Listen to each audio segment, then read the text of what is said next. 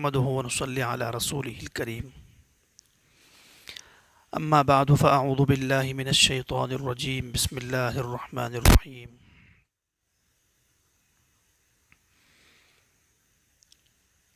ألف لام ميم غلبت الروم في أدنى الأرض وهم من بعد غلبهم سيغلبون في بضع سنين لله الأمر من قبل ومن بعد ويومئذ يفرح المؤمنون بنصر الله ينصر من يشاء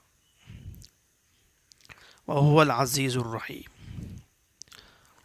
وقال تعالى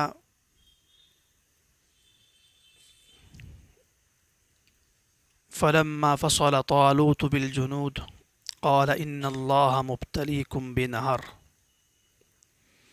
إلى آخره صدق الله مولانا العظيم رب اشرح لي صدري ويسر لي أمري واحلل عقدة من لساني يفقه قولي رب زدني علما وارزقني فهما سبحانك لا علم لنا إلا ما علمتنا إنك أنت العليم الحكيم۔ اللہ تعالیٰ قرآن کریم میں انقلاب کے اشارے دیتا ہے۔ مکہ میں جب مسلمان تھے تو اس وقت دنیا کی دو سپر پاور طاقتیں تھیں، ایک ایران کے مجوسی آتش پرست کسرا کے لوگ اور دوسرے روم کے قیصر کے لوگ تھے۔ ان کی آپس میں جنگیں ہوتی تھی اور مکہ میں مسلمان تھے، کفار مکہ تھے۔ اللہ تعالیٰ اسلامی انقلاب لانا چاہتا تھا، خلافت کا قیام، اور اس کے بعد ان طاقتوں کو توڑ دینا۔ دستور خداوندی یہ ہے کہ اللہ تعالیٰ خلافت علی منہاج النبوہ کے قیام سے پہلے دنیا کی بڑی طاقتوں کو آپس میں لڑاتا ہے اور ان کی طاقت کو، صلاحیت کو، استعداد کو، افراد کو کم کرتا ہے تاکہ خلافت علی منہاج النبوہ کا راستہ ہموار ہو جائے۔ جو دو آیات پڑھی ہے، دو مقام کی قرآن کریم کی، ان دونوں مقامات میں یہی اشارہ ہے۔ سورہ روم میں تو یہی ہے کہ مسلمانوں کو روم والوں سے محبت تھی اہل کتاب ہونے کی وجہ سے، اور کفار مکہ اور مشرکین کو ایران والوں سے محبت تھی آتش پرستی کی وجہ سے۔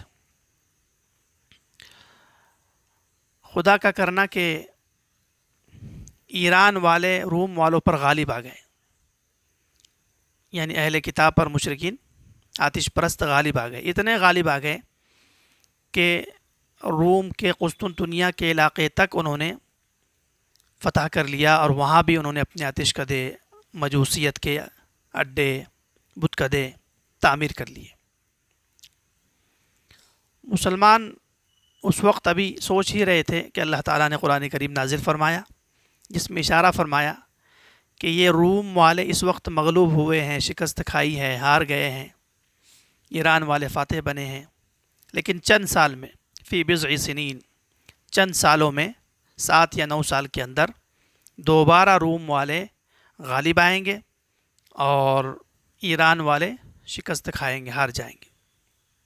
صحابہ کرام میں حضرت ابوبکر صدیق رضی اللہ عنہ بڑے یقین اور صبر کے پیکر تھے، اور خلافت جب بھی قائم ہوتی ہے تو یقین اور صبر چاہیے۔ ان دو صفات کی برکت سے اللہ تعالی مسلمانوں کو یہ باغ و بہار اور یہ نعمت عطا فرماتا ہے۔ جیسے یہ آیات سنی، حضرت صدیق اکبر باہر نکلے اور ابی بن خلف نظر آیا تو اس سے کہا کہ 3 سال میں روم والے پھر غالب آنے والے ہیں۔ اس نے کہا نہیں، ایسا ہو ہی نہیں سکتا، اس لیے کہ روم کا سارا علاقہ ایران والوں نے فتح کر لیا ہے، اتنے آسانی سے کیسے 3 سال کے اندر؟ کہا شرط لگا لو۔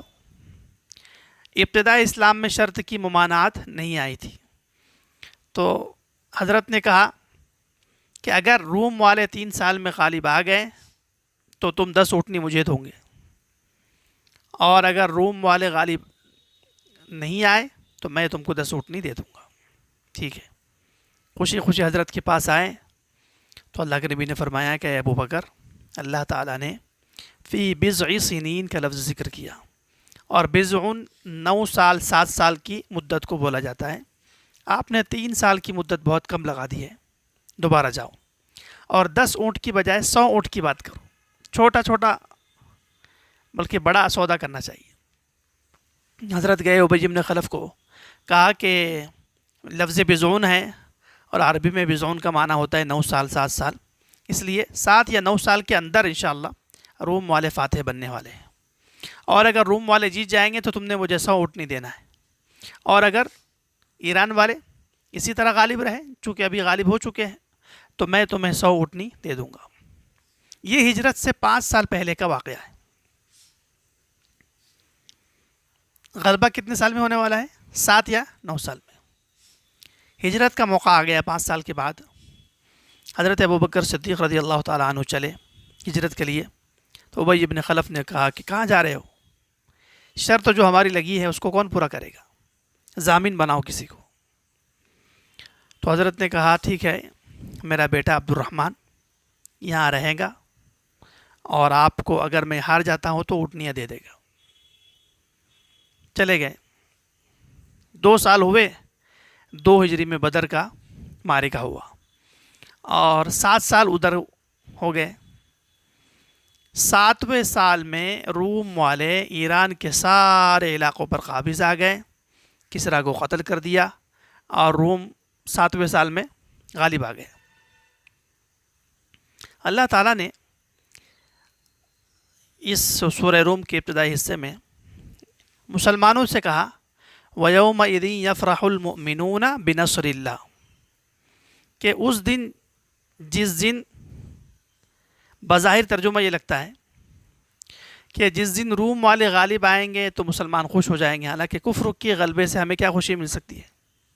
تو اصلاً مفسرین کہتے ہیں کہ روم والے جس تاریخ میں غالب آئے تھے اسی تاریخ میں بدر کا معرکہ ہوا تھا 2 ہجری میں، اور مسلمان غالب آئے تھے۔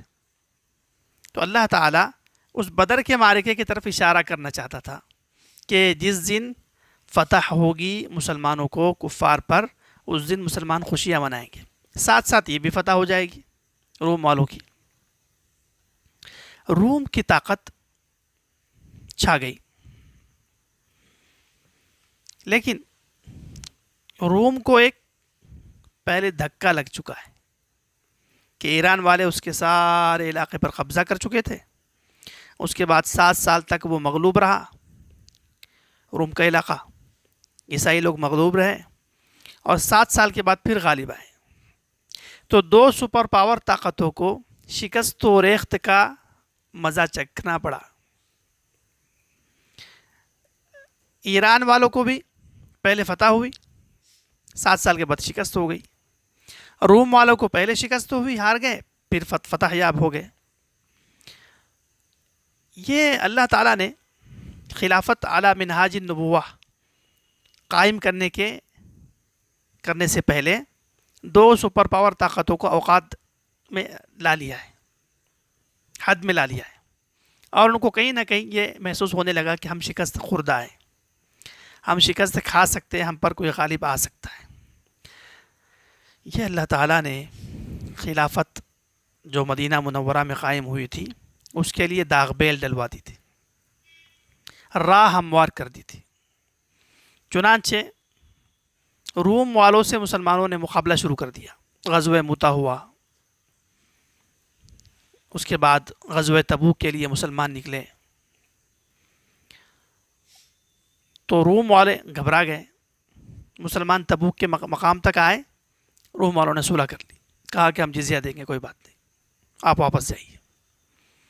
یہ روم والے جو مسلمانوں کے سامنے دبے ہیں، پیچھے ہٹے ہیں، جنگ نہیں کی، صلح پر تیار ہو گئے، مفسرین کہتے ہیں اس کی وجہ یہ ہے کہ پہلے وہ ایران والوں سے شکست کھا چکے تھے، ان کو دھڑکا لگا ہوا تھا، گھبراہٹ تھی ان کو کہ یہ جب آگے چلیں گے تو شکست ہو جائے گی۔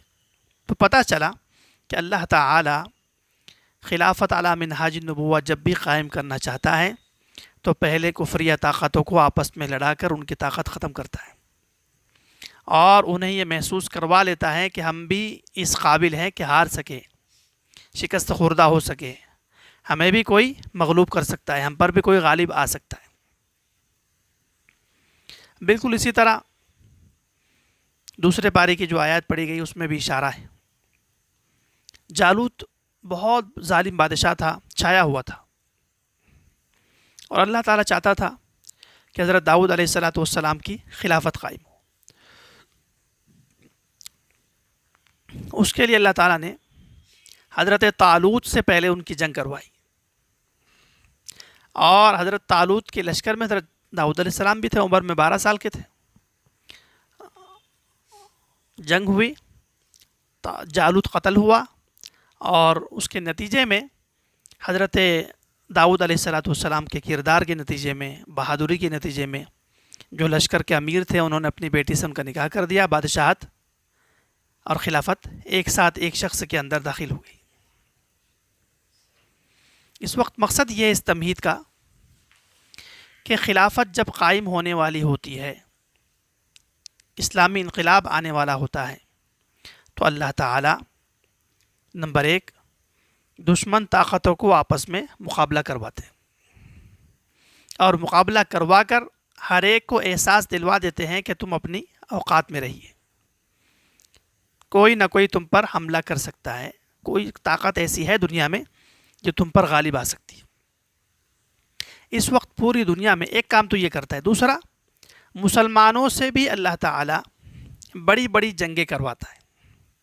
جیسے ادھر روم والوں کو شکست دلوائی تھی اللہ کے نبی کے دور میں، پھر ایران والوں کو شکست دلوائی، ایک طرف تو یہ ہو رہا تھا، دوسری طرف مسلمانوں سے غزوہ بدر ہو رہا تھا، غزوہ احد ہو رہا تھا، غزوہ خندق ہو رہا تھا، خیبر ہو رہا تھا، غزوہ بنو المصطلق ہو رہا تھا، مختلف جنگیں ہو رہی تھی، یہاں تک کہ فتح مکہ ہو گیا، جزیرۃ العرب بھی فتح ہو گیا۔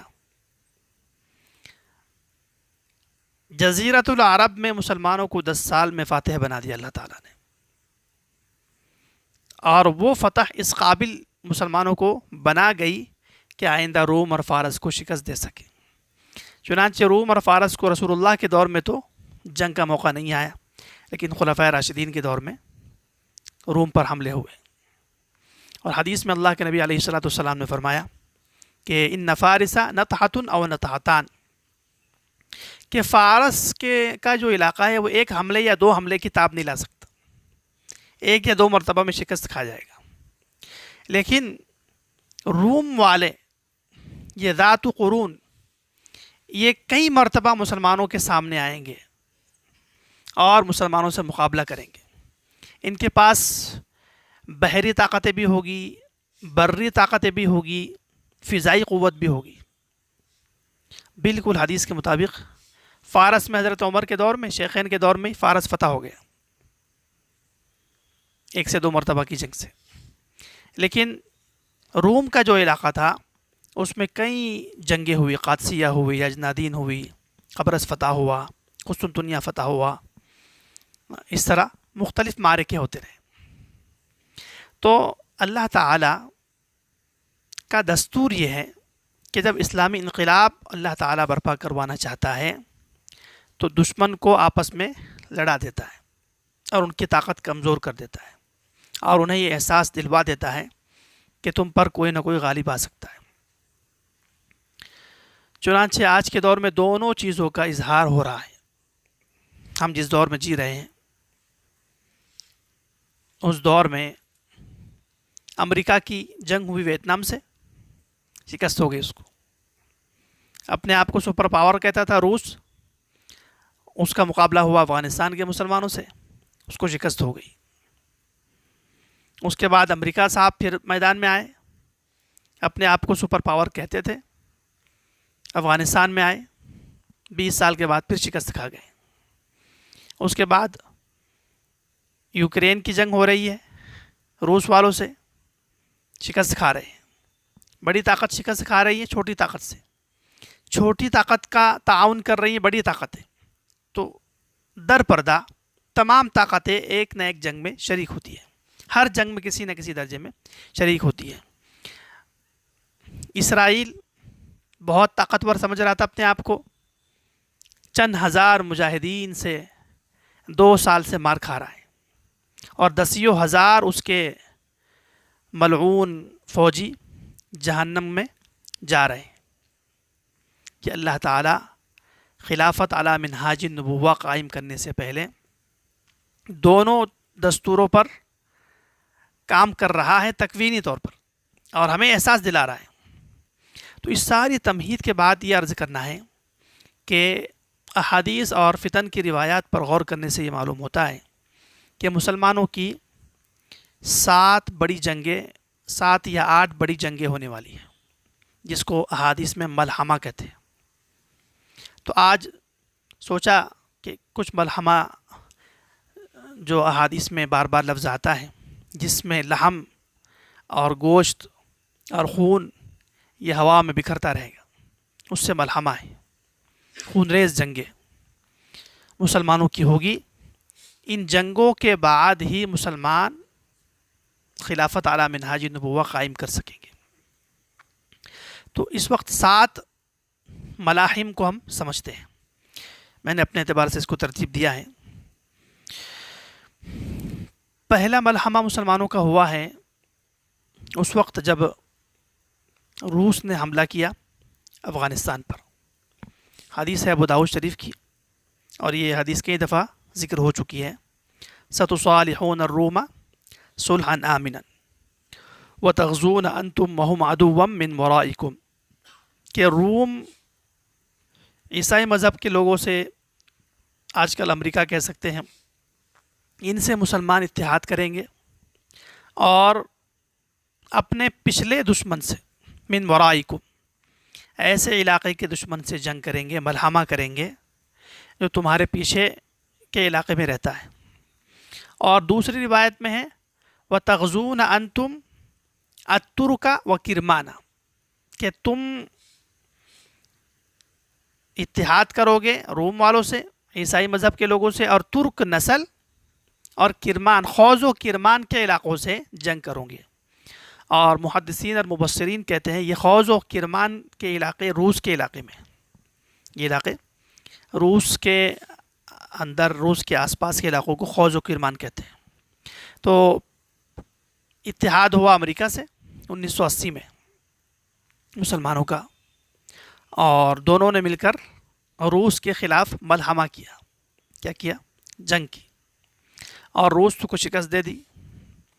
جب روس شکست کھا گیا تو حدیث میں یہ لفظ ہے کہ روم والے شکست کے بعد، دشمن کے ہار جانے کے بعد تکبر کریں گے، اور تکبر کرتے ہوئے کہیں گے غلب الصلیب، کہ عیسائی مذہب کی برکت سے، صلیب کی برکت سے ہم لوگ یہ جنگ جیتے ہیں۔ تو مسلمانوں میں سے ایک غیرت مند آدمی کہیں گا بل اللہ غلب، کہ جنگ تو ہم نے شروع کی 79، 80، 81، 82، 3-4 سال تو ہم پہلے مقابلہ کرتے رہے، تم نے تو بعد میں دیکھا کہ یہ اس قابل ہیں کہ روس کو ہرا سکتے ہیں، یہ مسلمان افغانستان کے، اور بعد میں تم شریک ہوئے، تو جنگ تو اللہ کی نصرت سے ہوئی ہے۔ ایک ملحمہ روس کے خلاف ہوا، صلح دونوں کی تھی، کس کی؟ اب صلح ٹوٹنے والی ہے، اور اس صلح کے ٹوٹنے کے بعد دوسرا ملحمہ ہوگا جس کا ذکر مسلم شریف میں ہے۔ یہ ذکر ابو داؤد شریف کا تھا، جس میں فرمایا کہ مسلمان غیرت مند آدمی کو غصہ آئے گا، وہ کہیں گا کہ یہ تو صلیب کی بات کر رہا ہے، شرک کی بات کر رہا ہے۔ وہ مسلمان غیرت مند آدمی جا کر ان کے صلیب کو توڑ دے گا۔ جب صلیب ٹوٹے گی تو ان کو غصہ آئے گا، تو وہ لوگ اس مسلمان کو شہید کر دیں گے۔ بعض محدثین کہتے ہیں کہ صلیب ٹوٹنے کا کیا مطلب ہے؟ صلیب ٹوٹنے کا مطلب یہ تو نہیں ہو سکتا کہ ایک لکڑی توڑ دی ہو کسی مسلمان نے اور ان پر اس کو اتنا غصہ آ گیا ہو۔ صلیب ٹوٹنے کا مطلب یہ ہے کہ ان کے معیشت کے مراکز پر حملہ کریں گے، اور ان کی ریڑھ کی ہڈی کو توڑنے کی کوشش کریں گے، اور دنیا بھر میں ان کی ذلت اور ان کا تکبر ٹوٹے گا، عیسائیوں کا، روم والوں کا۔ اس تکبر ٹوٹنے کی وجہ سے اپنے آپ کو سپر پاور سمجھتے تھے، لیکن حملہ ہو گیا اور معیشت کے دو عظیم مراکز ٹوٹ گئے، گر گئے۔ تو اس وجہ سے ان کو غصہ آئے گا، اور غصہ جب ہوں گے تو اس مسلمان پر حملہ کرنے کے لیے آئیں گے جس مسلمان نے حملہ کیا تھا۔ اب دوسرا ملحمہ شروع ہونے والا ہے۔ چنانچہ اس وقت کے تناظر میں دیکھا جائے، حدیث شریف میں ہے، مسلم شریف میں، لا تقوم الساعة حتى ينزل الروم بالاعماق او بدابق، کہ روم والے اعماق اور دابق کے علاقے میں آئیں گے اور مسلمانوں سے کہیں گے خلوا بیننا وبین الذین سبوا منا، کہ وہ جو دشمن ہے نا ہمارا مجرم، اس کو ہمیں دو حوالے کرو۔ فقال المسلمون لا نخلی بینکم، ہم نہیں چھوڑ سکتے اس کو، بندہ ہمارا ہے۔ جب یہ مسلمان سنیں گے، یہ عیسائی لوگ سنیں گے کہ مسلمان تو سخت دل ہے، اس مسلمان بھائی کو ہمارے حوالے نہیں کر رہے ہیں، تو وہ حملہ کریں گے اور صلح ٹوٹ جائے گی۔ یہ جو حدیث ذکر کی ہے نا مسلم شریف کی، اس کے دو مصداق ہو سکتے ہیں۔ ایک تو ہم نے دیکھا ہے ہمارے زمانے میں کہ معیشت کے بڑے مرکز پر حملہ ہوا، اس کے بعد انہوں نے امیر المؤمنین سے مطالبہ کیا کہ اس بندے کو حوالے کرو۔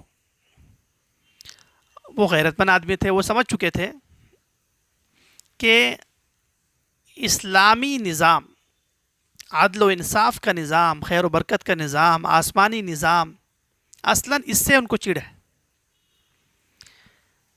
جہاں زنا نہیں ہوتا، شراب نہیں ہوتا، قتل و غارت گری نہیں ہوتی، فساد نہیں ہوتا، بے حیائی نہیں ہوتی، چوری نہیں ہوتی، ہر قسم کی رشوتوں سے پاک، کرپشن سے پاک، اور ہر فریق کے ساتھ انصاف کرنے والا نظام، مسلمان غیر مسلم ہر ایک کے ساتھ جو پاکیزہ نظام ہے، اس سے ان کو چڑ ہے، اور اس نظام کی وجہ سے ان کے شراب، ان کے جوے، ان کے زنا، ان کے قتل، ان کا ظلم، ان کا دنیا میں دندنانا، یہ رک رہا ہے، آئندہ رک سکتا ہے۔ تو امیر المؤمنین نے اپنی فراست ایمانی سے سمجھ لیا کہ بندہ تو بہانہ ہے کہ بندہ حوالے کرو، بندہ حوالے کر دیں گے، کل کہیں گے چلو وہ چیز بند کرو، نمازیں بند کرو، پردہ بند کرو، یہ جو تمہارے تیاریاں ہیں یہ بند کرو، شراب افیون کی کاشت کو چالو کرو، کچھ بھی کر سکتے۔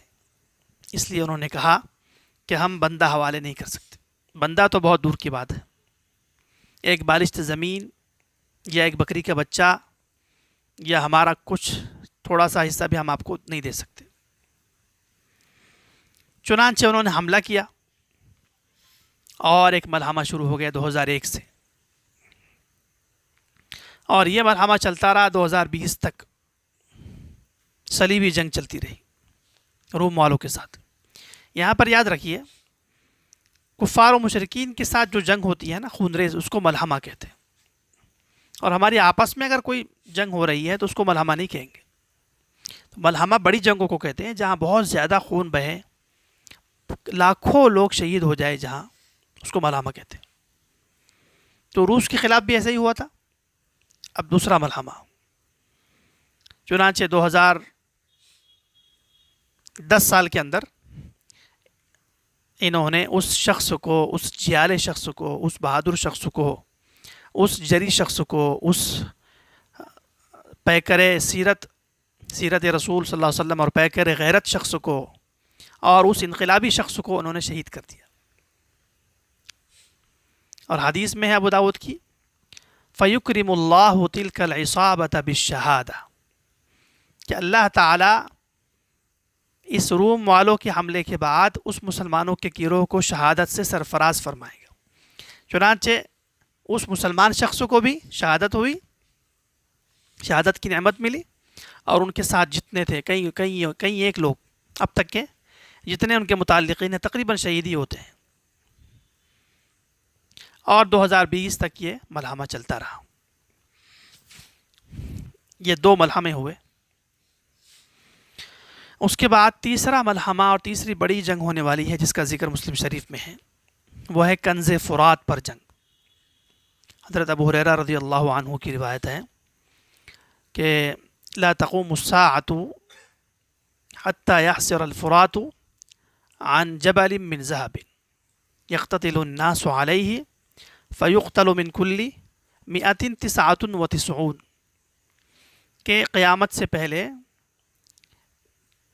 فرات، دریائے فرات سے سونے کا خزانہ نکلے گا، اس خزانے کو حاصل کرنے کے لیے ملحمہ قائم ہوگا، اور اتنی شدید اور گھمسان کی جنگ ہوگی کہ 100 میں سے 99 لوگ قتل ہو جائیں گے، اور ہر شخص چاہے گا کہ میں ہی اس مال کو حاصل کر کے کامیاب ہو جاؤں، لعلی اکون انا الذی انجو۔ یہ بہت بڑا ملحمہ ہے، یوں لگتا ہے کہ یہ ایٹمی جنگ ہے۔ 100 میں سے 99 قتل ہونے والے، کیمیکل کی جنگ، ایٹم کی جنگ، اور خطرناک قسم کے ہتھیار کی جنگ، جو کہ آج مختلف ممالک نے بنائے ہیں، اسی لیے بنائے ہیں۔ اور اللہ تعالیٰ بھی تو چاہے گا نا، جیسے پہلے روم اور ایران والوں کو شکست دلوائی تھی خلافت کے قیام کی تمہید کے لیے، ایسے ہی یہ خلافت ابھی قائم ہونے والی ہے۔ اس کے بعد یہ پہلے تیسرا ملحمہ چل رہا ہے، تو فرات کا خزانہ خشک ہوگا، فرات کا دریا خشک ہوگا، اس کے اندر سے خزانہ نکلے گا، اور اس خزانے پر سونے کے جنگ ہوگی۔ اور دوسری حدیث میں اللہ کے نبی علیہ الصلوۃ والسلام نے اس موقع پر مسلمانوں کی رہنمائی فرمائی۔ روایت ابو ہریرہ رضی اللہ عنہ کی ہی ہے، یوشک الفرات ان یحسر عن کنز من ذهب فمن حضره فلا یاخذ منه شیئا، کہ اس ملحمے میں تم اگر رہو تو فتح یاب ہو جاؤ تو ٹھیک ہے، تاکہ مشرکین، کفار، یہود، نصارہ ہمارے علاقے سے چلے جائے۔ علاقہ تو ہمارا ہے نا، عراق اور ترکی کا علاقہ ہے، اعماق اور دابق کے پاس ہے، شام بھی وہیں لگا ہوا ہے، تو ہمارے علاقے میں جنگ میں تو شرکت ہوگی، ملحمہ تو ہو ہی رہا ہے، لیکن تم نے اس کی لالچ نہیں کرنا ہے، اس میں سے کچھ حاصل کرنے کی کوشش نہیں کرنا ہے، دامن اپنا پاک رکھنا ہے حرص سے، دنیا کی ساز و سامان سے۔ تیسرا ملحمہ کنز الفرات پر ہونے والا ہے، خطرناک قسم کا۔ اور یہ جو ملاحم ہو رہے ہیں، ان ملاحم میں پہلے میں روس کو شکست ہوئی، اس کو عادت ہوگی شکست کھانے کی، اس کے بعد امریکہ صاحب کو ہوئی 2021 میں، پہلے تو ویتنام سے چلو مسلمانوں سے تو نہیں ہوئی تھے نا، لیکن اللہ تعالیٰ نے پہلے ہی اس کو شکست دلوا دی تاکہ اس کو ذہن میں رہے کہ ایک وقت آنے والا ہے تمہارا سرغنہ، تمہارا مسیحا دجال، وہ بھی شکست کھانے والا ہے۔ 3 ہو گئے۔ چوتھا ملحمہ اور چوتھی بڑی جنگ جسے ملحمۃ الکبریٰ کہتے ہیں، وہ امام مہدی رضی اللہ عنہ کے دور میں ہونے والی ہے۔ مسلم شریف میں اس کا تفصیل سے واقعہ ہے کہ مشرکین کی طرف سے، روم والوں کی طرف سے، امریکہ عیسائی مذہب کے لوگوں کی طرف سے تقریباً 9,60,000 کا لشکر آئے گا، تحت 80 غایہ و تحت کل غایۃ 12,000 کہ ایک لشکر 80 جھنڈوں والا، پورا لشکر، اس کے 80 جھنڈے، 80 ملک، اور ہر جھنڈے کے تحت 12,000 کا لشکر، تو کل تعداد ہو جاتی ہے 9,60,000۔ اتنی تعداد کے ساتھ یہ ملک شام آئیں گے، اس لیے کہ ملک شام قلب الامہ، امت کا تھرمامیٹر ہے، قلب ہے، جان ہے۔ ملک شام کے انقلاب سے دنیا میں انقلاب آنے والا ہے، اور ملک شام ہی میں دارالخلافہ بننے والا ہے۔ پوری اپنی تمام توانائیوں کے ساتھ، ٹیکنالوجی کے ساتھ، فضائی ہوائی قوتوں کے ساتھ، اپنی تمام تر پونجی کے ساتھ، اور تمام ممالک کے اتحاد کے ساتھ یہ پہنچیں گے۔ کئی مرتبہ یہ عرض کر چکا ہوں کہ پہلے 35 ممالک کا انہوں نے اتحاد کیا تھا عراق کے خلاف، اس کے بعد 55 ممالک کا اتحاد کیا افغانستان کے خلاف، اور اب امام مہدی کے دور میں 80 ملکوں کا اتحاد ہوگا، اور یہ نیٹو سے بڑا کوئی نیٹو ہو سکتا ہے ان کا، جس کی کوئی حیثیت نہیں ہے۔ یہ سب مل کر آئیں گے اور 3 دن تک جنگ ہوگی، اور مسلمان بیعت کریں گے موت پر، اور وہ سارا گروہ اور لشکر شہید ہو جائے گا۔ چوتھے دن فتح یاب ہوں گے۔ ایک تفصیل اشارہ کرنا مقصود ہے۔ تو چوتھا ملحمہ امام مہدی کے دور میں ہونے والا ہے، جس کو کیا کہتے ہیں؟ الملحمۃ الکبریٰ، الملحمۃ العظمیٰ، بہت بڑی جنگ جس میں بہت زیادہ خون ہوگا۔ یہاں تک روایت میں ہے، یہ مسلم شریف ہی کی روایت میں، کہ اتنے لوگ اس جنگ میں ملحمۃ الکبریٰ میں مریں گے دشمنوں کے، اور ہمارے بھی شہید ہوں گے، کہ پرندہ اس علاقے سے اڑنا چاہے گا تو اڑتے اڑتے گر جائے گا، موت آ جائے گی اس کو، یا مسافت کی طوالت کی وجہ سے، یا پھر وہاں اس علاقے کے تعفن اور بدبو کی وجہ سے مر کر گر جائے گا، اور دنیا بھر کے کفر اور دنیا بھر کی دشمنان اسلام کی طاقتیں زیر ہو جائے گی۔ اس کے نتیجے میں اللہ تعالی بیت المقدس کو فتح فرمائے گا، جس کو ہم کہتے ہیں کہ بقیہ جو طاقت ہے اس کے آس پاس ہوگی، وہاں چھوٹے چھوٹے پھر معرکے ہوں گے، وہ بھی ایک ملحمہ ہو سکتا ہے، جس کو ہم کہہ سکتے ہیں ملحمہ بیت المقدس، جو آخری سیڑھی ہوگی۔ یہ تو شام میں ہو رہا تھا نا، شام سے پھر ہم جانا ہے، اسرائیل باقی ہے ابھی، تو اسرائیل اور اس کی ذریت، بچے کچھ لوگ، ان سے ہوگا۔ اس پر اللہ کے نبی نے فرمایا، یا ابن حوالہ اذا رأيت الخلافة قد نزلت الارض المقدسة فقد اقتربت الزلازل والبنابل والامور العظام، کہ اے ابن حوالہ، کہ تم اس وقت کو دیکھو گے جب خلافت کا نزول یہاں ہو رہا ہوگا بیت المقدس میں، یعنی بیت المقدس دار الخلافہ بننے والا ہوگا، تو آزمائشیں، مصیبتیں، بڑے بڑے امور ظاہر ہونا شروع ہو جائیں گے۔ جیسے اس وقت اہل غزہ پر کتنے بڑے بڑے مصائب آ رہے ہیں، کتنے لوگ ان کے شہید ہو رہے ہیں، کتنے بھوکے ہیں، کتنے قیدی ہیں، کتنے مجاہدین مشقت سے جہاد کر رہے ہیں۔ اس سے بڑا تو اور کچھ ہو نہیں سکتا دنیا میں جو نظر آ رہا ہے۔ تو اسی طرح کے قربانیوں کے مراحل آنے والے ہیں، اس کے بعد بیت المقدس دارالخلافہ بننے والا ہے۔ تو 5واں معرکہ اور ملحمہ ہے فتح بیت المقدس کا۔ اس کے بعد چھٹا مرحلہ امام مہدی کا کے دور میں ہوگا۔ یہ معرکہ بیت المقدس ہو گیا تو بیت المقدس کو دارالخلافہ بنا کر سارا علاقہ پاک صاف کر لیں گے، دارالخلافہ بن جائے گا، خلافت علی منہاج النبوہ ساری دنیا میں قائم ہو جائے گی۔ اب یورپ کا ایک علاقہ، اٹلی کا، ویٹیکن سٹی کا، یا یورپ کے دوسرے بہت سارے ممالک کا بچا ہوا ہوگا، جس کو فتح کرنا ہوگا امام مہدی نے۔ امام مہدی پہلے 6-7 سال تک خلافت قائم کریں گے، خلافت کا نظام چلائیں گے، عدل و انصاف قائم کریں گے، اور زمین و آسمان سے برکتیں نازل ہونا شروع ہو جائے گی۔ اس کے بعد آخری جنگ کے لیے ہماری ترتیب کے مطابق چھٹا ملحمہ ہوگا، جسے ہم کہتے ہیں معرکہ قسطنطنیہ۔ حدیث میں فرمایا نا، ثم تغزون قسطنطینیہ، کہ تم قسطنطنیہ سے جنگ کرو گے۔ تو دوسری روایت سے ہم اس کی تائید حاصل کر کے کہتے ہیں ثم تغزون قسطنطینیہ ورومیہ بالتسبیح والتہلیل۔ تو یہ معرکہ، لشکر تو بہت بڑا ہوگا، لیکن لڑائی کی نوبت نہیں آئے گی، ذکر و اذکار، تسبیحات سے ہی اللہ تعالیٰ اس علاقے کو فتح یاب کر دے گا۔ قسطنطنیہ یعنی روم کا کوئی بڑا علاقہ، جہاں ان کے خزانے چھپے ہوئے ہوں گے، اور ان کی ساری کنجیاں ہوں گی، اور ساری دنیا کی دولت جو انہوں نے جمع کی ہے وہ سب کچھ وہاں موجود ہوگا، اس کو حاصل کریں گے۔ اور اس کے بعد 7واں معرکہ ہونے والا ہے، جو بالکل آخری ہے، دنیا کی آخری جنگ ہوگی، اور یہودیوں کی آخری امید ہوگی، وہ ہے دجال، معرکہ دجال، ملحمہ دجال۔ اس کا بھی ذکر مسلم شریف میں ہے کہ حضرت عیسیٰ نازل ہوں گے، دجال امام مہدی اور مسلمانوں کی طرف آئے گا، اور حضرت عیسیٰ علیہ السلام کی قیادت میں مسلمان دجال کا تعاقب کریں گے، پیچھا کریں گے، وہ اسرائیل میں بھاگے گا، اور چھپنا چاہیں گا اور چھپ کر کے اسرائیل سے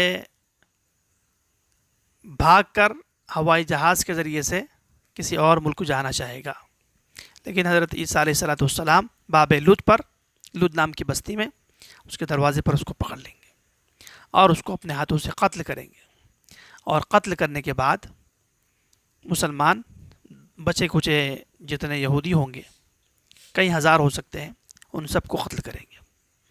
تو مقصد یہ ہے، یہ 7 ملاحم ہیں، اور دوسرے علاقوں میں بھی چھوٹے چھوٹے ملحمے ہو سکتے ہیں، لیکن یہ بڑے بڑے جو تھے میں نے ذکر کر دیے، کیونکہ جو بڑی طاقتیں ہیں وہ اسی طرح شکست کھائے گی۔ باقی یہ جو آپ آس پاس آپ کی جو طاقتیں، یہ کوئی خاص طاقتیں نہیں ہیں، یہ بس کسی اور کے دم پر اچھلتے ہیں، ان کو تو جنگ کرنا بھی پتہ نہیں ہے کہ جنگ کیا ہوتی ہے، اور ابھی ان کو 100 سال بھی نہیں ہوئے حکومت میں آئے ہوئے، حکومت میں تو بہرحال یہ ابھی چند دن پہلے آئے ہوئے ہیں۔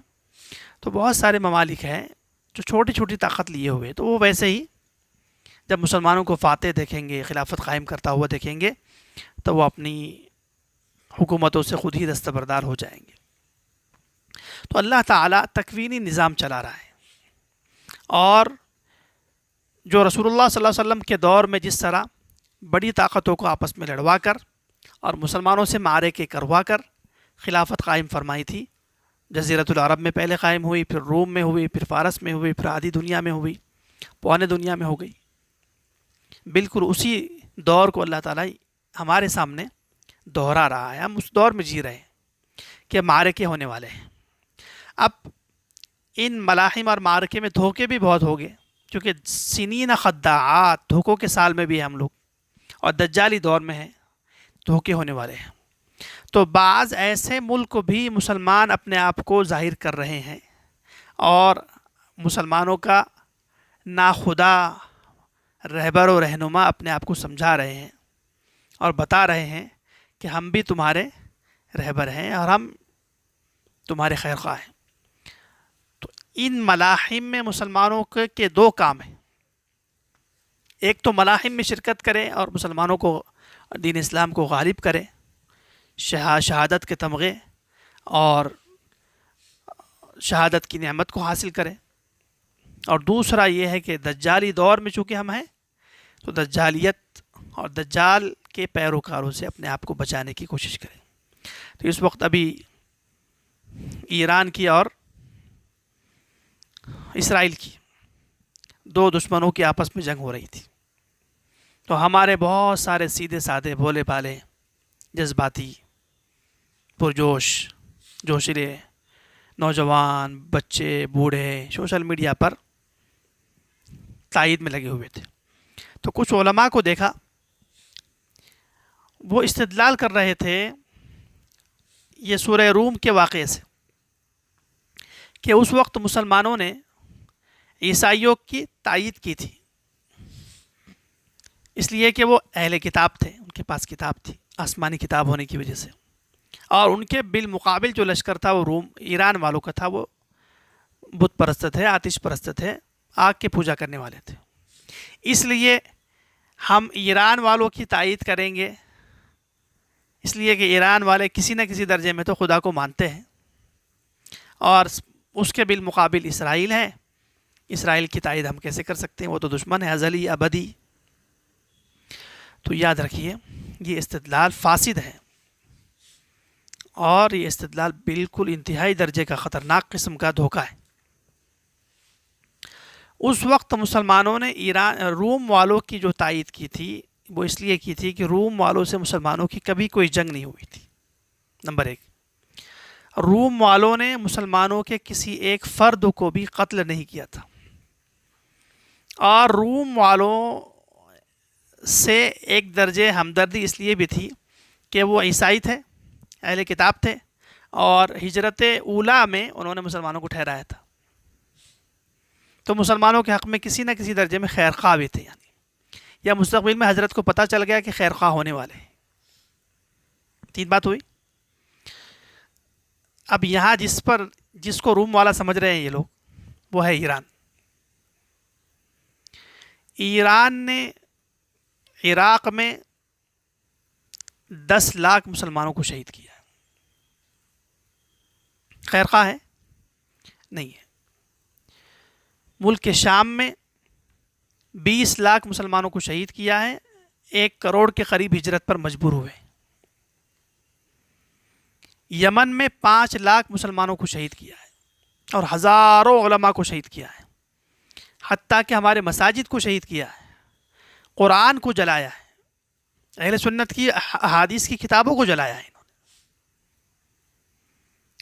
اسی طرح مختلف خلیج کے ممالک جو مسلمان ممالک ہیں، کویت ہے، بحرین ہے، اردن ہے، لبنان ہے اور سعودیہ ہے، ان سب ممالک میں اس نے اپنی پراکسی اور اپنے معاونین بھیجے، اپنے لشکر بھیجے تاکہ مسلمانوں کو گزند پہنچے، تکلیف پہنچے۔ کیا چاہتا ہے؟ چاہتا ہے ایران کہ پورے خلیج کے ممالک میں شیعان علی کی حکومت قائم ہو جائے، اور اس حکومت سے وہ کیا چاہتے ہیں؟ اسلام کا بول بالا، مسلمانوں کی خیرخواہی، ہرگز نہیں۔ وہ چاہتے ہیں، اور ان کی کتاب میں لکھا ہوا ہے کہ جب ہمارا مکہ مدینہ پر غلبہ ہوگا تو ہم مکہ مدینہ میں جائیں گے، کعبے کو گرائیں گے،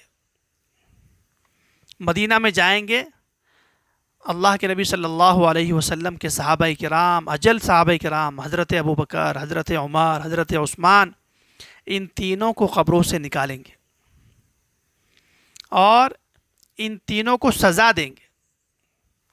اور ان کا نظریہ اور عقیدہ یہ ہے کہ ہمارا مہدی جب آئے گا، ظاہر سی بات ہے یہ تو کہیں جا نہیں سکتے، سوچ یہی رہے کہ ہمارا مہدی آئے گا تو ہمیں فتح ہوگی، تو جب ہمارا مہدی آئے گا تو نعوذ باللہ ہم مدینہ کو فتح کریں گے، اور مدینہ میں رسول اللہ صلی اللہ علیہ وسلم کو نکالیں گے، اور اللہ کے نبی صلی اللہ علیہ وسلم نعوذ باللہ ان کے مہدی کے ہاتھ پر بیعت کریں گے۔ نستغفر اللہ۔ پھر حضرت عائشہ صدیقہ رضی اللہ تعالی عنہا کو قبر سے نکالیں گے اور زنا کی حد ان پر جاری کریں گے، نعوذ باللہ من ذالک۔ تو پتہ چلا کہ ان کے عزائم تو اہل سنت کے ہی خلاف ہیں سارے، ان کا مہدی بھی اہل سنت کو آ کر قتل کرے گا، ان کو جنگ بھی اہل سنت کے لیے کرنا ہے، تو مقصد ان کا اسی طرح کا گریٹر ایران قائم کرنا ہے جس طرح اسرائیل کو گریٹر اسرائیل قائم کرنا ہے۔ اسرائیل کیا کر رہا ہے؟ ہمارے بچے کو شہید کر رہا ہے، عورتوں کو شہید کر رہا ہے، بوڑھوں کو شہید کر رہا ہے، جوانوں کو شہید کر رہا ہے، مساجد کو گرا رہا ہے، قرآن کو جلا رہا ہے۔ یہی کام انہوں نے عراق میں کیا، ایران والوں نے، یہی کام شام میں کیا ایران والوں نے، یہی کام یمن میں کیا ایران والوں نے، یہی کام بحرین میں کیا، لبنان میں کیا، اردن میں کیا، افغانستان میں کیا۔ جب امریکہ آیا تو امریکہ کے ساتھ دیا انہوں نے، اور اس کی شانہ بشانہ نیٹو کے ساتھ شامل ہو کر مسلمانوں پر حملے کیے۔ پاکستان میں ان کی ساری تنظیمیں چلتی ہیں فاطمیون، زینبیون کے نام سے۔ تو مقصد یہ ہے کہ ایران جو جنگ کر رہا ہے وہ اپنے کفریہ اور شرکیہ نظریات کو لے کر جنگ کر رہا ہے، جو اہل سنت والجماعت اور قرآن و سنت کی جو تعلیمات ہے اس کے خلاف ہے۔ عجیب بات ہے، ایک مقام پر تو 15 لاکھ شہید کر دے، دوسرے مقام پر 20 لاکھ شہید کر دے، 35 لاکھ، تیسرے مقام پر 5 لاکھ شہید کر دے، چھٹے مقام پر 2 لاکھ شہید کر دے، تو 50-100 لاکھ شہید کرنے کے بعد بالفرض والمحال والتقدیر مان لیجئے کہ 50 لاکھ اہل سنت کو شہید کرنے کے بعد اس نے اہل غزہ کے 2 پیسوں سے مدد کر لی، مان لیجئے، تو وہ خیرخواہ ہو گیا، نیک ہو گیا، مفید ہو گیا، اللہ تعالیٰ کا نمائندہ ہو گیا، نیک ہو گیا؟ ہرگز نہیں ہو سکتا، دھوکہ ہی ہے۔ اور صحیح بات تو یہ ہے کہ اہل غزہ کی اس نے کسی قسم کی کوئی مدد نہیں کی۔ ابتدا میں ہی انہوں نے کہا تھا کہ ہمارا ان سے کوئی تعلق نہیں، ہم جنگ نہیں چاہتے، ہاتھ کھڑے کی تھی۔ اور اسماعیل ہانیہ کہاں شہید ہوئے؟ اسماعیل ہانیہ رحمہ اللہ تعالی قطر میں تو ایک عرصے سے تھے، وہاں دشمن کو جرأت کیوں نہ ہوئی؟ جب اسماعیل ہانیہ شہید ہوتے ہیں رحمہ اللہ تعالی تو ایران کہتا ہے کہ ہم حملہ کریں گے، جواب دیں گے. جواب ایک دن نہیں آیا, 2 دن نہیں آیا, 1 ہفتہ ہو گیا, 2 ہفتہ ہو گیا, 3 ہفتہ ہو گیا, 1 مہینہ ہو گیا, 2 مہینے ہو گئے, جواب نہیں دے رہا ہے. غزہ پر جب اسرائیل کا حملہ ہو رہا ہے تو کہتا ہے ہم حملہ کریں گے, اور حوثیوں نے حملہ کیا تو انہوں نے تعلق توڑ دیا, نہیں جی ہم نہیں چاہتے جنگ. حسن نصر اللہ اگرچہ اسی کا نمائندہ تھا, تھوڑی بہت اس نے بھی اہل سنت کو دھوکہ دینے کے لیے کچھ نہ کچھ کیا, اس نے تعلق توڑ دیا. 2 سال سے 1 لاکھ کے قریب اہل سنت شہید ہوئے, زخمی ہوئے, بھوک سے مر گئے. ایران نے ایک بھی حملہ نہیں کیا. اور جب اس کے چھٹا قسم کے 2-3 سائنسدان تھے نہیں تھے پتہ نہیں, مار دیے. کس نے؟ اسرائیل نے. حملہ فوراً ہوا نا. اس کا مطلب یہ ہے کہ اہل سنت کا کوئی غم نہیں اسے, 1 لاکھ بھی شہید ہو جائے تو, اور خود کے 2 بندے 3 بندے 10 بندے کتنے مرے, فوراً تم نے حملہ کر دیا. تو جنگ فلسطین کے لیے نہیں لڑ رہا ہے, اہل غزہ کے لیے اس کی جنگ نہیں ہے. یہ مغالطے سے نکلنا پڑے گا آپ کو. ان کے عقائد شرکیہ ہے, کفریہ ہے, اس کو بھی چھوڑ دیجیے. ابھی صرف عقلاً اپنے آپ کو سمجھائیے کہ جو اہل سنت کے 6-7 علاقوں میں ظلم کر سکتا ہے, کیا وہ ایک علاقے میں بالفرض اگر مدد کر بھی لے تو اچھا ہو جائے گا؟ نہیں ہو سکتا. تو کچھ نوجوان دھوکہ کھا رہے تھے اور نعوذ باللہ سمجھ رہے تھے کہ یہ امام مہدی کو راہ ہموار کرنے کے لیے, یہ بھی دجال کی راہ ہموار کرنے کے لیے کام کر رہا ہے. اس لیے کہ دجال ایران سے آنے والا ہے, امام مہدی ایران سے نہیں آنے والے ہیں. حدیث میں ہے نا, یخرج الدجال من ارض بالمشرق, مشرق کے علاقے سے دجال نکلیں گا, من قریۃ یقال لها یہودیہ, یہودیہ بستی سے, اصفہان کے. اور یتبع الدجال من یہودی اصفہان 70,000, 70,000 ایران کے شہر اصفہان کے یہودی اس کا اتباع کریں گے. اس لیے جہاں مسلمانوں کو ملاحم میں غور کرنا ہے, وہاں اس طرح کے دھوکے بازوں سے بچنا ہے. یہ لوگ چاہتے ہیں کہ جھوٹا مہدی کھڑا کر دے اور ہزاروں اہل سنت کا ایمان عقیدہ ختم ہو جائے, کیونکہ ہے تو دجال کے علاقے کی, تو دجل تو کرنے والے ہیں. فریب دھوکہ کس طرح دے سکتے ہیں؟ اسی طرح دے سکتے ہیں. اور جنگ بھی ماشاءاللہ بہت ہی عالی شان ہوئی 1 ہفتے کی, اور امریکہ کے ملعون شخص کو لا کر انہوں نے صلح کروا دی, جس نے اہل غزہ کو قتل کرنے کے لیے اپنے سارے ہتھیار اسرائیل کو دیے ہوئے. اور جب آپ صلح کر رہے ہیں, مان لیجئے کہ آپ نے فلسطین کی جنگ لڑی ہے, تو تذکرہ مذاکرات میں فلسطین کا آنا چاہیے تھا, آیا نہیں آیا. یہ سب دھوکہ ہے. ایران کی جو جنگ ہے وہ اپنے مفادات کے لیے ہیں, گریٹر ایران کے لیے ہیں, مجوسیت کے لیے ہیں, صحابہ دشمنی کے لیے ہیں, اہل سنت کی قتل کے لیے ہے. ان کا مقصد ہرگز مسلمانوں کی امداد نہیں ہے اور فلسطین کو آزاد کرنا نہیں ہے. بلکہ آپ تعجب کریں گے, شیعہ کی کتابوں میں لکھا ہوا ہے کہ جب تک ہمارا مہدی نہیں آئے گا کوئی جہاد نہیں. جہاد تو ہمارا مہدی کے دور میں ہی ہوگا. تو پتہ چلا جو مسلمان ان کے اس ڈرامہ بازی کو جنگ سمجھ رہے تھے, وہ جنگ نہیں تھی, وہ تو کھسیانی بلی اور خجل اور شرمندگی چھپانے کے لیے کہ اب 2-5 بندے مر گئے تو عوام کو تو بتانا پڑے گا نا کہ کچھ نہ کچھ حرکت ہے. اس حرکت کے لیے انہوں نے اپنے آپ کو زندہ بچانے کے لیے بتانے کے لیے حملہ کر دیا. بس حملہ بھی کیا کہاں پر؟ جیسے ہالی ووڈ میں حملہ ہوتا ہے نا, بلڈنگوں پر وہ گرا دیتے ہیں, ہزاروں لاکھوں کی عمارتیں بیکار کرتے ہوں, کیونکہ مقصد ان کا کمائی ہوتا ہے. بس ان کا بھی مقصد ایسا ہی تھا. غزہ میں حملہ ہوتا ہے تو فوراً زخمی, شہید اور تڑپنے والے, جلنے والے ویڈیو میں آتے ہیں. یہاں آئے اسرائیل کے کوئی ویڈیو نہیں آئی. تو یہ سارا پہلے ہی قطر کو بتا دیا تھا. ٹرمپ حضرت مولانا ٹرمپ صاحب لعنت اللہ علیہ, تو وہ ٹرمپ کہہ رہا ہے کہ مجھے پہلے ہی ایران نے بتا دیا تھا کہ اس طرح حملہ ہونے والا ہے. میں شکر گزار ہوں ان کا. تو یہ بول بول کر جنگ کرو گے, کہہ کہہ کر جنگ کرو گے, بتا بتا کر جنگ کرو گے. اور جو سائنسدان آپ کے تھے وہ سارے سائنسدانوں کے ڈیٹا ان کے پاس موجود تھا, اسرائیل کے پاس پہلے سے. ابو عبیدہ کو کیوں نہیں پکڑ رہے ہو؟ تمہارا سائنسدان مار رہا ہے اتنے آسانی سے, ہمارا ایک مجاہد مار نہیں سک رہا ہو, عوام کو مار رہا ہو. پتہ چلا جو مقابلہ کرتے ہیں, جو بیت المقدس کی آزادی کی جنگ کرتے ہیں, اللہ تعالیٰ ان کی نصرت کرتا ہے. اور وہ 2 سال سے مسلسل جنگ کرتے ہیں, اور اسرائیل اور امریکہ اور اس طرح کی جتنی کفریہ طاقتیں ہیں سب کو ناک و چنے چبواتے ہیں.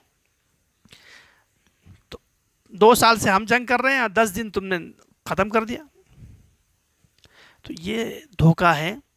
ان کے 2 مقاصد ہیں. ایک مقصد تو ذکر ہوا کہ وہ بیت اللہ کو اور ہمارے علاقوں کو فتح کر کے گریٹر ایران بنانا چاہتے ہیں, اور دوسرا مقصد ہے جھوٹا مہدی کھڑا کر کے ہمارے ایمان عقیدے کو ختم کرنا چاہتے ہیں.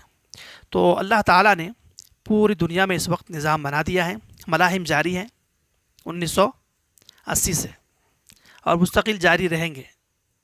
اب ہمارا کام ہے کہ ان ملاحم میں مظلوم مسلمانوں کی کس طرح امداد کر سکتے ہیں کریں. اور دوسرا کام, اس طرح کے دھوکے باز جب جعلی لوگ, دجالی لوگ اپنے آپ کو مسلمانوں کا ہمدرد, ہم نوا, خیر خواہ یا مسلمانوں کا مجاہد یا امام مہدی کا راستہ ہموار کرنے والا کہیں, تو عوام کو آگاہ کرے اور بتائیں کہ یہ دھوکہ ہے, فریب ہیں. انہوں نے کبھی جنگ نہیں کی ہے. یہ ان کو تو فرانس سے لا کر بٹھایا گیا تھا, خمینی کو فرانس سے لا کر بٹھایا گیا, اور انہوں نے بیٹھ کر ایک نعوذ باللہ صحابہ دشمنی کا انقلاب برپا کیا. وہ اسلامی انقلاب نہیں ہے, وہ سارا انقلاب صحابہ دشمنی پر ہے, قرآن و سنت کے خلاف ہے. تو ملاحم کے دور میں ہم جی رہے ہیں. ان ملاحم کے دور میں اپنا ایمان بھی بچانا ہے, عقیدہ بھی بچانا ہے, اور اپنی جان مال کو اللہ کے راستے میں قربان کرنے کے لیے تیار کرنا ہے. اللہ تعالیٰ سے دعا کرتے ہیں اللہ تعالیٰ تمام ملاحم میں تمام ہمیں ہماری نسلوں کو نصیب فرمائے. وآخر دعوانا ان الحمد للہ رب العالمین.